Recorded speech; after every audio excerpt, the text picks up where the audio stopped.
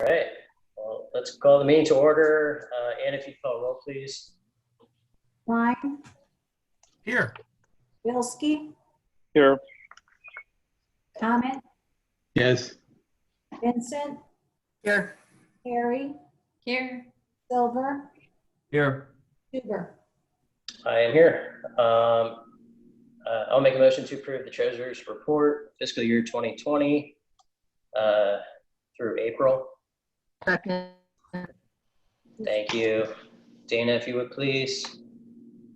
Evening, everybody. It's getting real dark out there.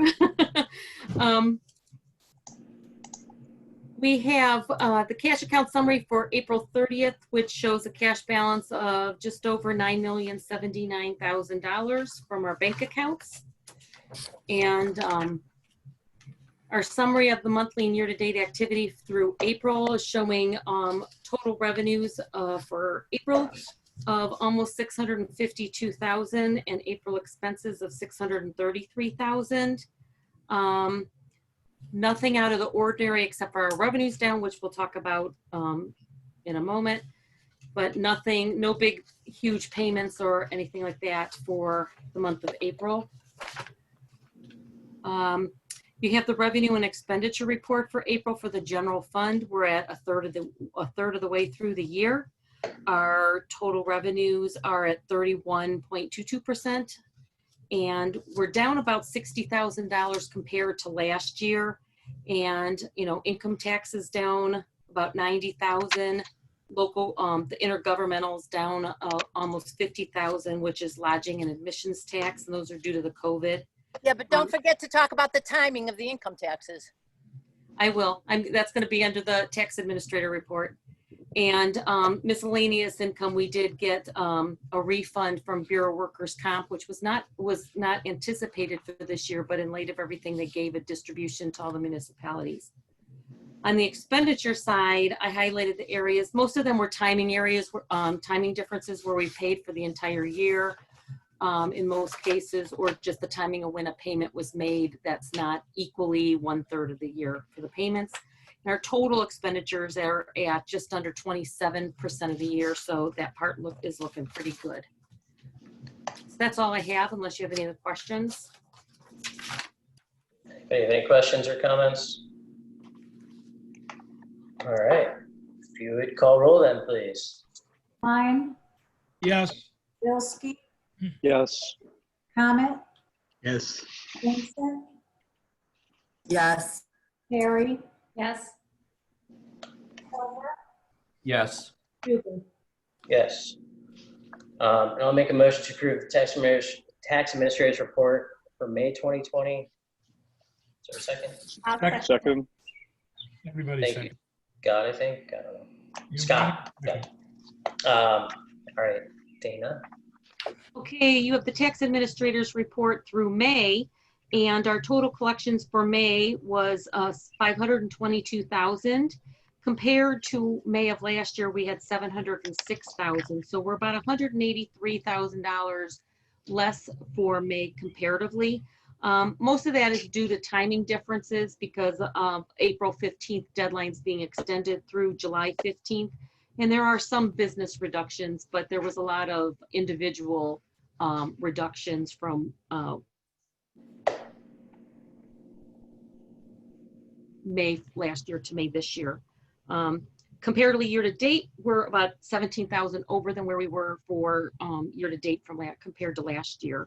And if you look at the monthly chart, you'll see that May is down compared to where we were of May of last year. In May and June, you'll see those are pretty high. That's where you're collecting the individual income tax from their filings for April 15th deadline. So I anticipate that once we get closer to the July, August, September, we may hopefully see some higher figures than where we were the prior year, where we're going to be collecting some of that revenue that we should have been getting in May and June. Anybody have any questions? Well, I just didn't hear Dana say that a lot of the reduction is because the deadline's been delayed. If you said it, I apologize. I just didn't hear that said. I did. Okay, I'm sorry. Nope, that's okay. Dana, I presume the answer is no to this question, but is there any way to forecast yet what our net loss will be this year with COVID hit at Pinecrest? We did that. I know, Well- but it's always changing, right? Yeah, until we know, we won't know. We had those estimates that we had talked about previously for the COVID estimates last month. We talked kind of a little bit about some of the projections from Rita, and then I did the projections for the lodging and admissions tax. And still, it's a little too early to see where we're gonna all fall into this. Thank you. Mhm. Any other comments? All right, Anna, if you would call roll, please. Klein, Yes. Bilski, Yes. Comet, Yes. Vincent, Yes. Harry, Yes. Silver, Yes. Huber. Yes.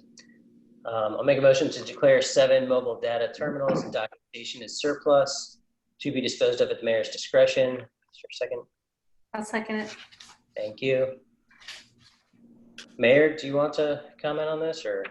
Well, you bought a couple months ago, you bought the new power books, about $43,000 for all the police cars.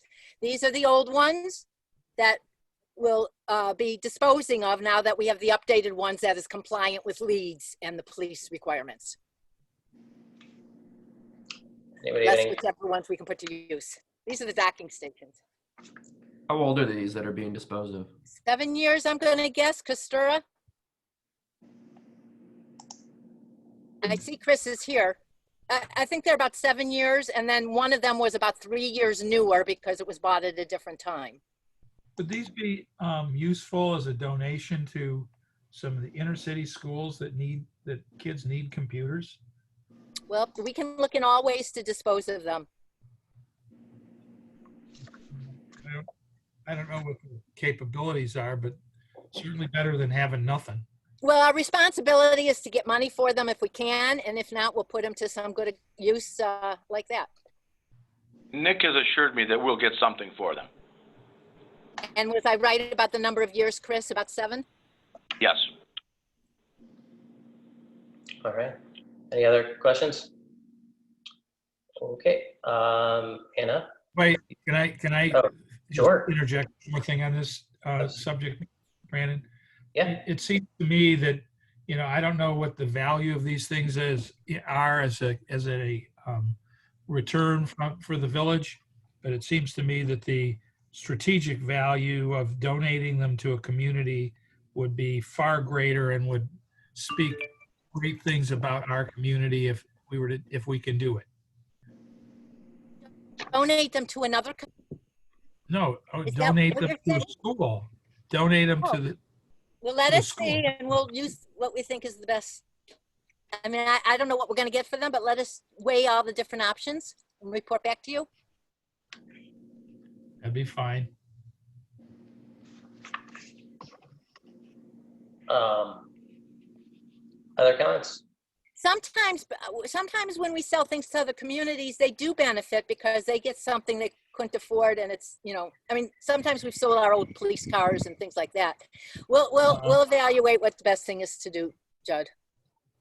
Thank you. All right. Anna, if you call roll, please. Klein, Yes. Bilski, Yes. Comet, Yes. Vincent, Yes. Harry, Yes. Silver, Yes. Huber. Yep. Moving on to old business, ordinance 2020-8, ordinance, well,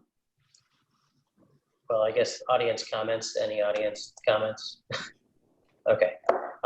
Moving on to the old business, ordinance 2020-8, ordinance authorizing the issuance of notes in the amount of not to exceed $5.5 million in anticipation of the issuance of bonds and in anticipation of the levy and collection of special assessments to acquire, construct, install, equip, and improve a recreational trail within Orange Village, together with all necessary proper appurtenances. Retiring those previously issued for such purpose, authorizing and improving related matters, and declaring an emergency to some for third reading. I'll make a motion. Is there a second? Second. Thank you. Nothing's changed since the last time we Nothing's changed. discussed, and Matt is here if anybody has questions, but Matt can tell us the state of the market right now. Yeah, let me just tell you, rates are lower, and I have a very good comp to share with you. Yesterday morning, the city of Strongsville sold 5.5 million worth of one-year notes with a 6-month optional redemption feature that the city can exercise. And those notes were sold at a 0.45%. There were 6 or 7 municipal buyers that bought those notes. Folks like Rocky River, Avon, Delaware County, a number of others. There were 6 or 7 buyers because of the opportunity for them to buy at a yield that is more attractive than they would otherwise get in the market. So they were sold to these investors at a 0.45, which is well below where we previously discussed. And the all-in true interest cost, including fees, came in at a 0.99. So when you take the interest rate that the investor receives, and then you build in bond counsel, my fee, the underwriter fee, OMAC, CUSIP, DTC, the various fees, it comes out to a 0.99, we'll call it all-in tick, which is outstanding. So the market for one-year notes is good, is strong. Chairman Powell promoted today that short-term rates are going to stay low through 2022. I have no doubt that that's going to continue. So we're in a healthy market, and the bond market on the long end, if we are positioned to convert this note to a bond later this year when that 6-month optional redemption comes up, depends on where we're at, but the long-term bond market is in a very attractive place as well. We'll see where we're at. The good news is that that money keeps, the village keeps finding ways to extend that money and expanding the project. So that's great news. All those things are aligned pretty well. That's all I have. thanks, Matt. When are we looking to close? The schedule has us closing, where's my orange schedule here? August 26th. So we would price on August 4th, close on August 26th. That way we're not incurring additional interest expense. We don't want to incur any more interest expense than we need to. So the last year's notes come due on July 23rd. These notes will close on last year's notes come due on August 27th. This year's notes will be closed on August 26th. So we'll just have 1 day of overlap, which is ideal. Great. Anybody have questions for Matt or anyone else? All right. If not, Anna, if you would do your thing. Klein, Twang your magic twanger, Froggy. Yes. Bilski, Yes. Amit, Yes. Vincent, Yes. Harry, Yes. Silver, Yes. Huber. Yes. Mr. Matt, And moving on to audience comments. Any audience? Nope. Mayor, do you want to start off again and give any Sure update? do.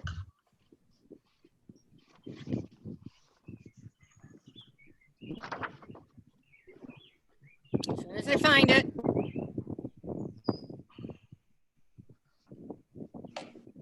Look in your golf bag. All right.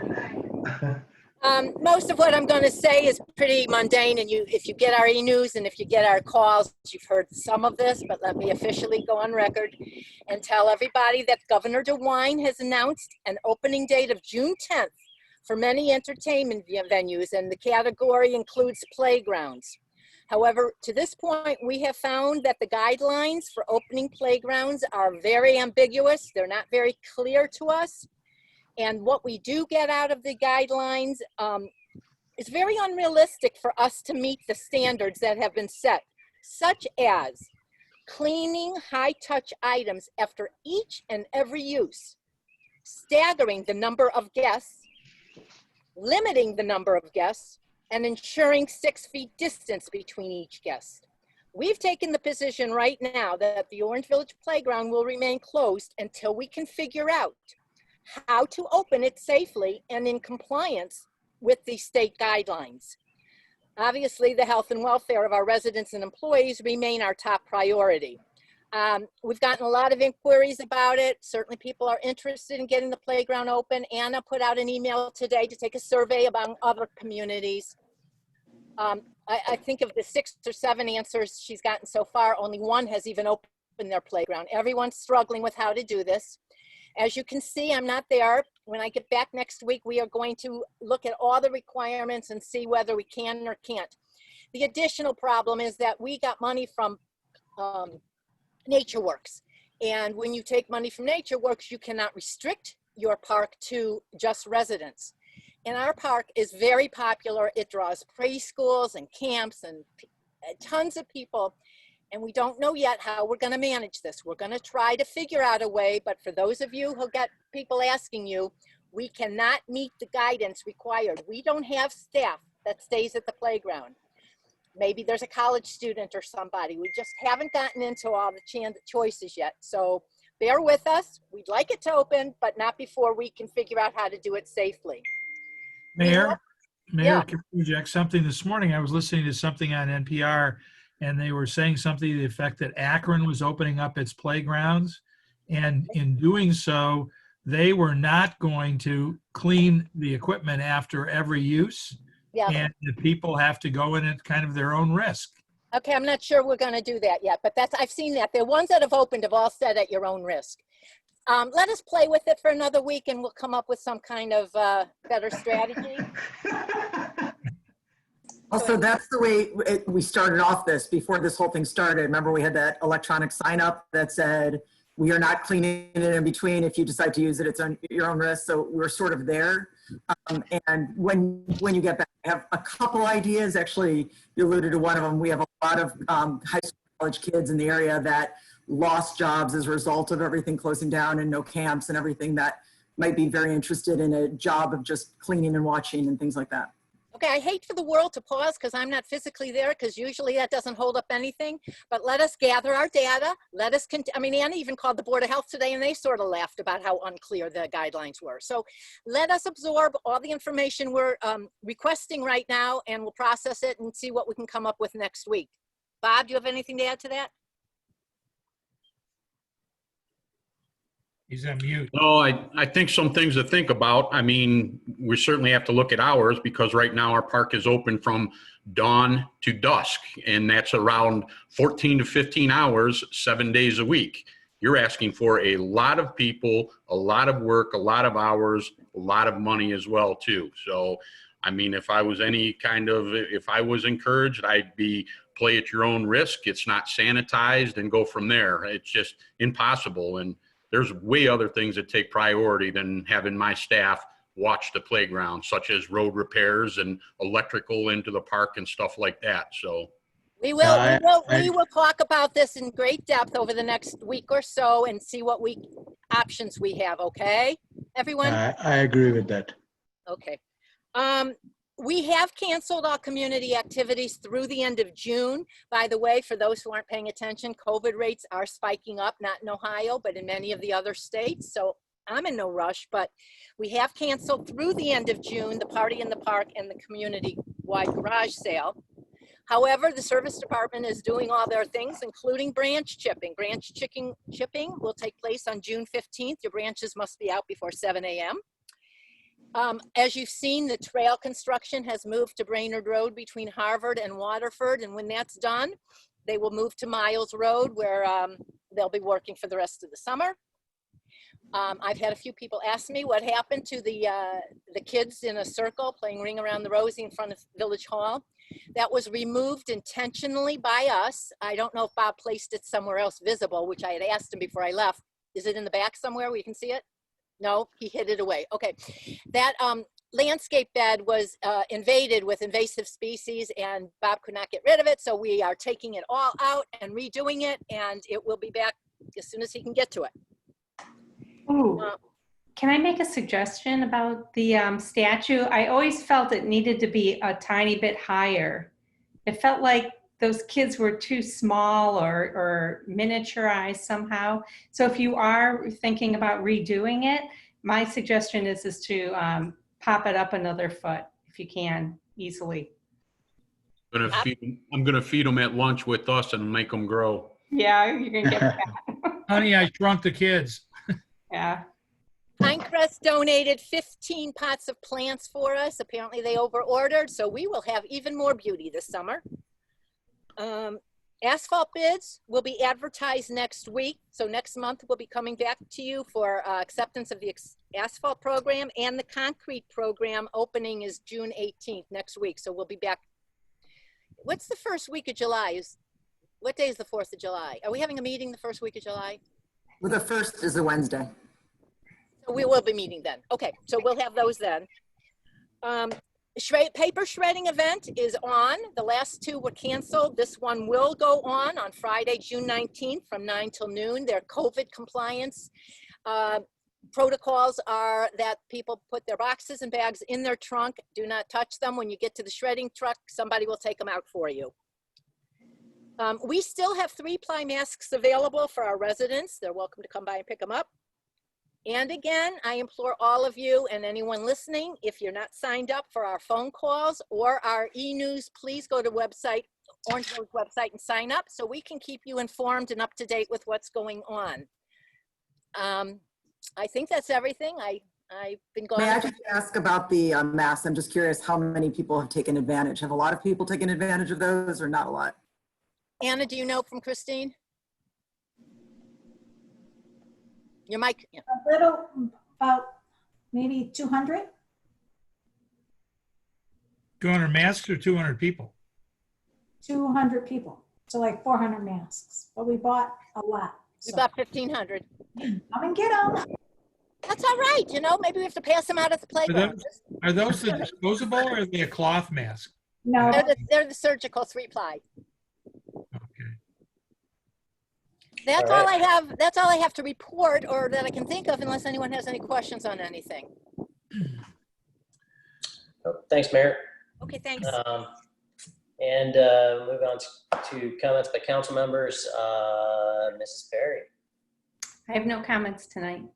All right, thank you.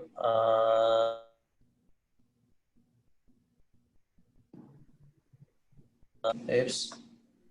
Hello, sorry, I lost you there. Mr. Silbert? I do not have anything either. All right. Mr. Comment? No comments. Mr. Bilski? I have nothing. Mr. Klein? Just a couple things.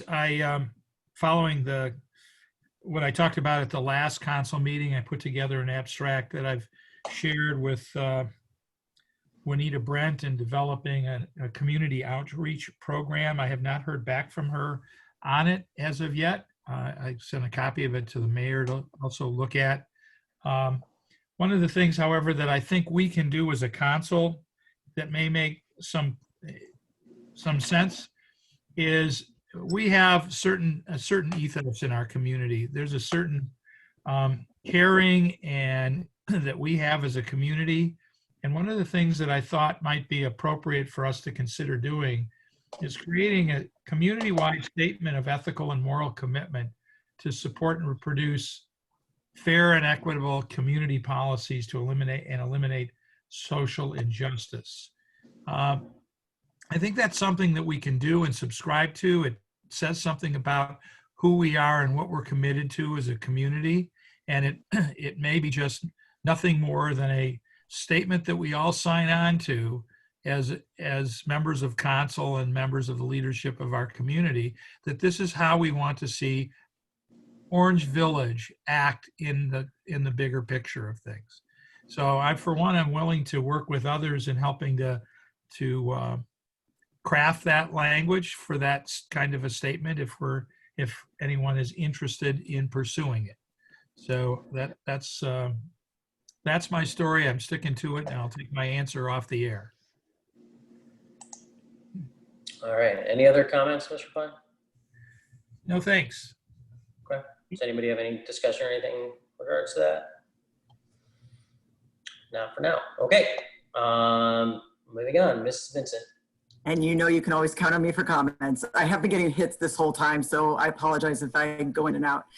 First of all, I want to thank Mr. Duber and Mr. Klein and others for their willingness to work with me in the coming months on recognizing the many wonderful employees and members who have given so much of themselves as everyday heroes. I know that we'll be talking about different ways to recognize in the months ahead.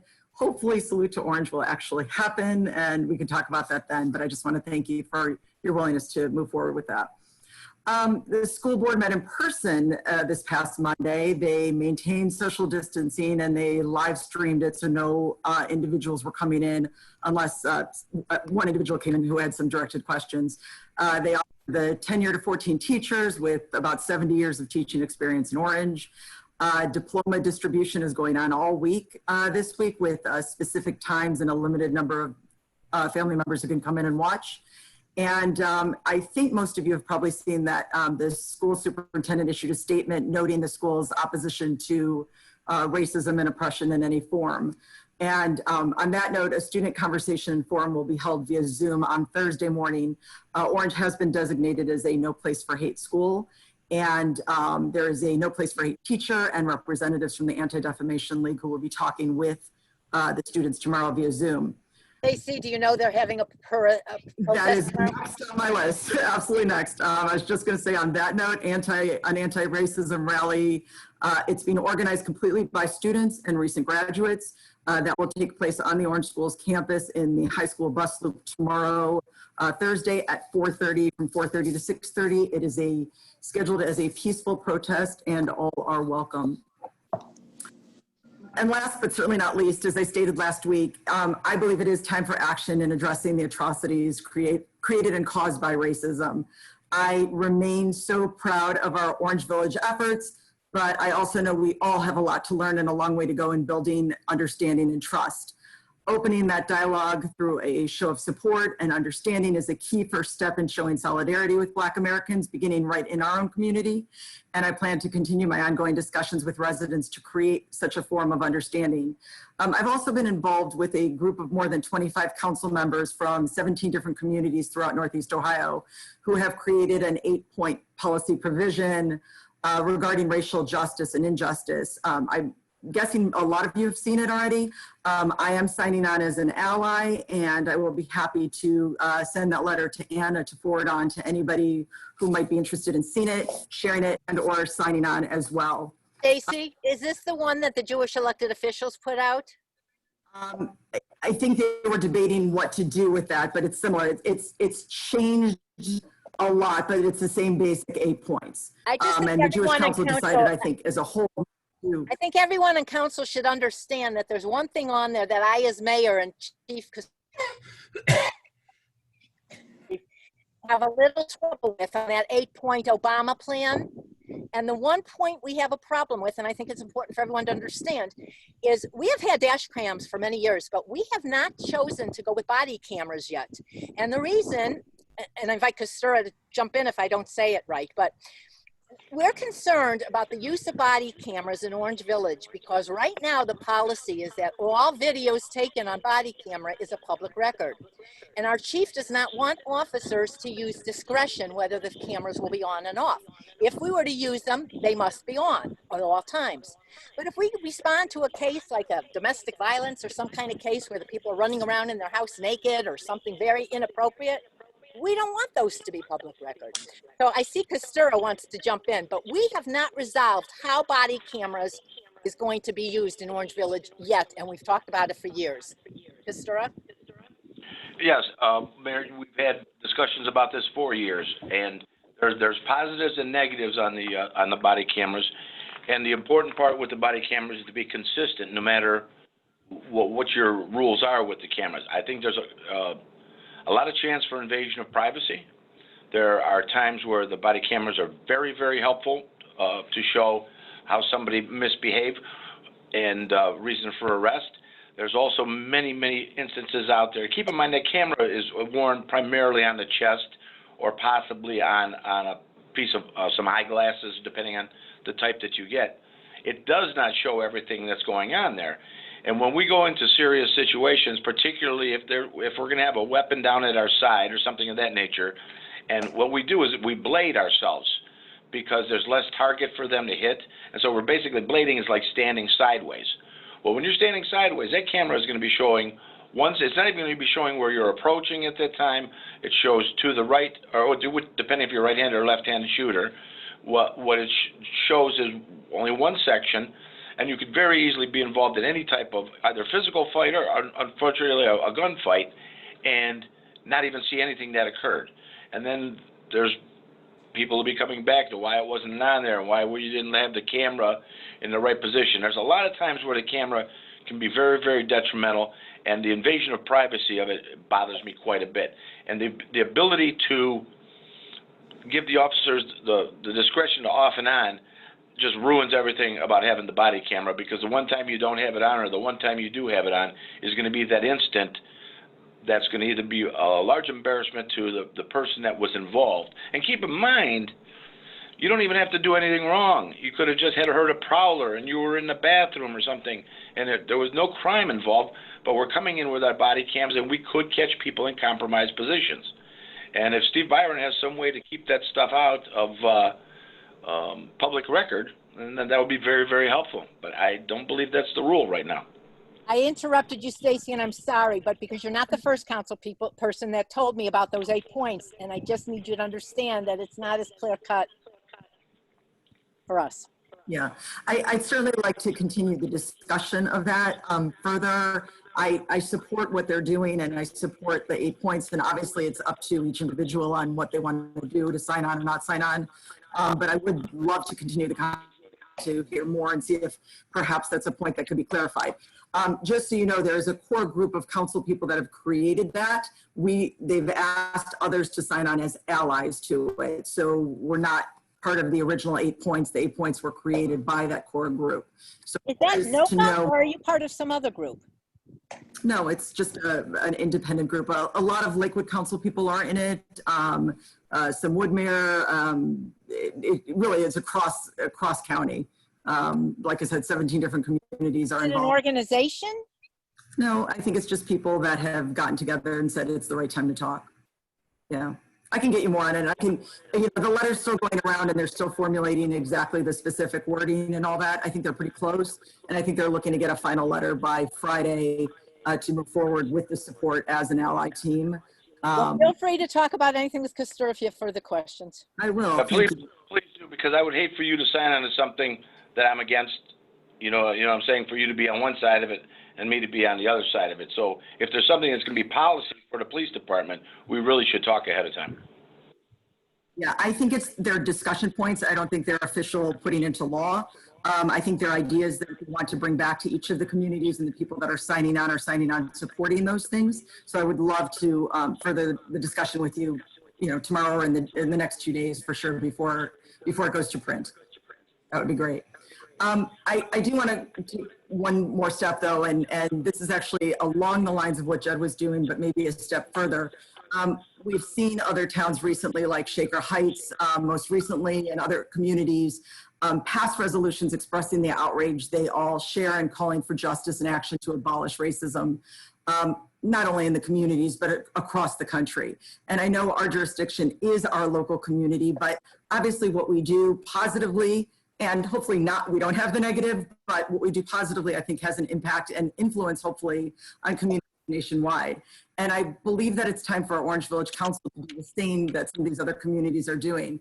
I think it would be a really good thing for our residents to see our collaborative support and know that we are heeding their calls by leading in good faith against what's is being called and is another national public health crisis, and that's the crisis of racism that is still and sadly all too prevalent in our society. I stand by our Orange Village officers and believe they are second to none and leading the way in a wonderfully positive manner. But we can only help open the dialogue locally if our residents trust enough in us to see that we do lead by example. Silence is compliance in the perception of so many of our residents. So while all of us on this call and or on this video may be outraged by the vagrantly racist events that have been captured on video for all to see, unless we really communicate that outrage, we are not acting as a collective leadership team. Therefore, I would like to make a motion to direct our law director to draft a resolution condemning the racism we have seen and moving forward to ensure continued quality hiring, education, and training of officers, and a positive process to institutionalize best practices with policies of compassion and empathy through constructive and honest dialogue so that we really may better understand where racism exists and move forward to abolish it. Ms. Vincent made a motion. Is there any seconds? I'll second it, and then I hope that we will continue to talk about it before I want to hear both sides. Absolutely. Thank you, Lisa. If you'd call roll on that motion, please. I don't even know if a motion needs to be done, to be quite honest. I think, Steve, if you can take Stacy's comments and work with her to see if something could be crafted, or if this is the route to go, or if there's other routes to go to get a similar point across. So I'm at the however council handle this. Lisa has asked for further dialogue at this point, right, Lisa? Yes. Discussion on the motion? Is it going to be a resolution? That's what the motion was for. Yeah. I'd like to see something drafted and talk about it more, not vote on it tonight, but we can do it at our All right, let us work with Steve and Stacy over the next week or two before the next meeting. If you're asking me my opinion, I think it's really important. I know we have great relationships with all of our mixed race population in Orange, and it's wonderful. But I think it's really important message to send the world and to support the that we're not condoning as a community racism in any format. All right, so let us work with Steve to get something drafted that you guys can all consider. This is not a whole lot if we go back in time a little bit and remember that we had created a resolution enacting Orange Village as a welcoming community. I mean, this, not that we had written that several years ago, and it was passed as a resolution of our I don't remember. Community. Oh, it was right after Trump wanted 2017 maybe. Oh, the immigrant thing. Oh, the immigrant. Right. Yeah. All right, let us work on something that's appropriate for this time and place. Okay. Thank you. I welcome, as I work with Steve and Mayor Mulcahy, any input. If you, Lisa, have some, or Judd, I know you've had a lot of interesting things to say and concepts and ideas that we could put forward in this too. I welcome all of you and thank you. Thank you for listening. Thank you. Well, the other thing I just like to tell council is that oh gosh, there was something other communities were doing that we're working on, and you will be seeing legislation soon on expanding outdoor dining in Orange Village, and also we're going to revisit home occupation ordinances in Orange Village. As the world is changing, we got to look at some of those things we haven't thought about in the new way of thinking about it. So you'll be seeing all that. Mayor, someone else asked me, and I don't know if you have the answer to this or not, how open is Pinecrest now? Is the movie theater open yet? And or is it going to be? And where do things stand with Pinecrest right now? I guess I don't know the answer other than to say the governor has said movie theaters can open again. Whether the one at Pinecrest is opening or not, I bet our Officer Roberts would know for sure. I don't know, but I can find out. Chris, do you know? Well, I can tell you they're not open as of today. And like, for instance, Pinstripes isn't open either, but the word is that they're opening soon.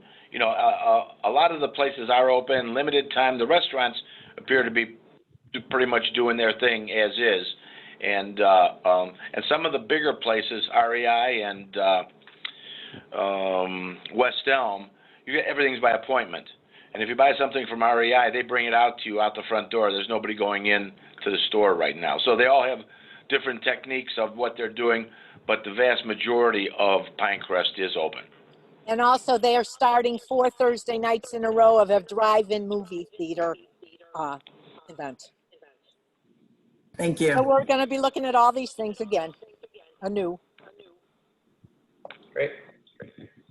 I don't think I have any further comments. Everything's been covered. So I will make a motion to adjourn. If there's a second. I'll second it. Thank you. Anna, if you call roll, please. Klein, Yes. Bilski, Yes. Comet, Yes. Vincent, Yes. Harry, Yes. Silver, Yes. Huber. Yes. But if I don't want to go? Well, If you saw this you right don't now, have you to would go. want You to just can't stay very here. dark. Got very, very fast. All right. Well, thank you, everybody. guys. Have a Good meeting. Thank you. All Have a right. great couple of Bye-bye. weeks.